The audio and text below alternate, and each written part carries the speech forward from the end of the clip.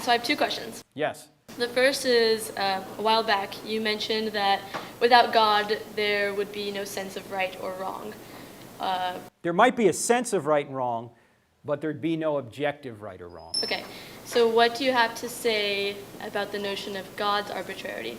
For example, if God tomorrow, if we had some kind of miracle, and God said, murder is, I love murder is good. Yeah.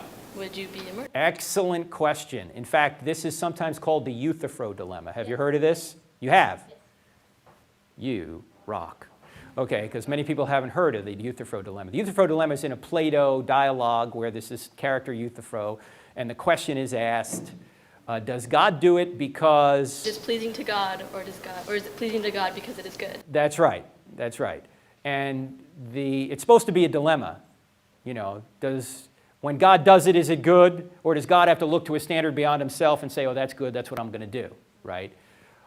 In one, if God has to look up, it makes God not God. There's some standard beyond him, so you don't need God, right?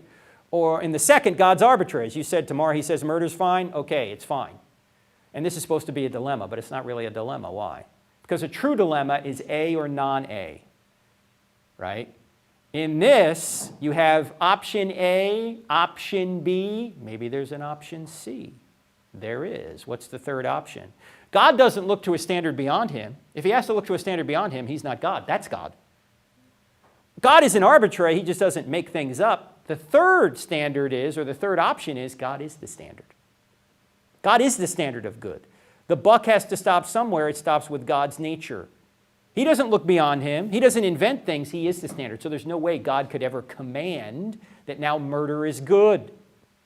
He is the standard of good. Does that make sense? Can you explain some more? Well, what more context do you want? God is the standard of good. He can't do anything against his natures. Yes, he is the standard of good. Now, he can do things that, since he's the creator, if he wants to take our lives, he can. It's not murder for God to take our lives. Right? When somebody dies, does God murder them? No. In fact, people never really die if you think about it. If the Christian worldview is true, people don't die, they just change location. They change from here to the eternal state. And God can take people from here to the eternal state anytime. 2 years old, 82 years old, it's up to him. That's when you talk about all the Canaanites in the Old Testament and all that. God can move people from this life to next life anytime he wants. Right, I'm not really concerned with that. Just let's say, for example, if God said tomorrow that rape would be okay. But he wouldn't, because he is the standard of good. But how would you know that he wouldn't?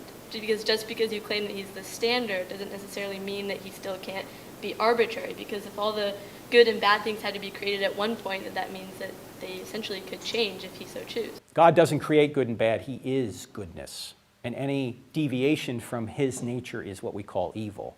In fact, evil doesn't exist on its own. It's a privation in good. Augustine had a problem years ago. He had a problem he couldn't solve. And the problem went this way. God created all things. Evil's a thing. Therefore, God created evil. And he puzzled over that for a long time until he finally recognized that the second premise of the question, or the second premise of the argument, was false. Evil's not a thing. Evil is a lack in a good thing. Evil is like rust in a car. If you take all the rust out of the car, you got a better car. If you take all the car out of the rust, you got nothing. Evil is like rot in a tree. If you take all the rot out of the tree, you got a better tree. If you take all the tree out of the rot, you've got nothing.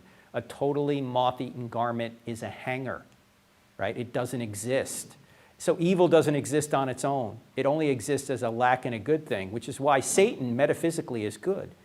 He has good qualities. He has mind, emotion, and will. He has power. That's good, but he uses it for evil purposes. So God isn't arbitrary. He is the very standard which helps us understand what arbitrary is. You see, if there wasn't an immovable standard, we wouldn't even know what arbitrary was. We wouldn't even know what random was. Because random or arbitrary only makes sense against a backdrop of stability.